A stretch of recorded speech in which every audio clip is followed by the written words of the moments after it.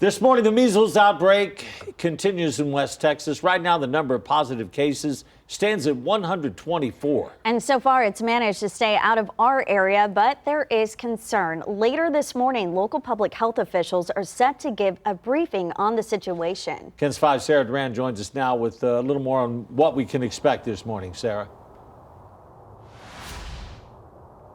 Barry, so this request comes in light of the outbreak happening in West Texas and the potential spread for it coming here to San Antonio or its outer areas, especially after what happened earlier this week when Metro Health was made aware of a potential exposure in the San Antonio area. Now, they were alerted by state health services about a visitor from Gaines County who tested positive for measles. The person was reportedly here Valentine's Day weekend, visited 2 university campuses, the Riverwalk, and other popular spots. So far, there is no confirmed case of measles in the San Antonio area. However, the virus does take several days to develop and can be confused with other common respiratory virus symptoms. Clearer, more obvious indicators include a rash that begins on the face and spreads to the body. So if you notice this, local doctors say do not go to the hospital or your clinic. Call your primary care physician for the next best steps.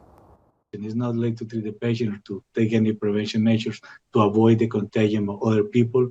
You are contagious from before the rash, but as soon as you have the rash, you're sure that this is a measles. Then you have to be very serious about trying to avoid any extension of that contagious disease to other people. So as for today's briefing, we do expect to hear from officials from Metro Health about 2 important things that I wanted to highlight this morning. They are going to talk about measures in place to prevent further transmission of measles in the San Antonio area and the steps the city is taking to ensure residents know what to do. We haven't talked about measles in a very long time. They want to make sure that residents are prepared in the event cases start to appear here in the San Antonio area. And of course, we will be there and we'll keep you updated on what we learn. Reporting live, Sarah Duran, KENS 5.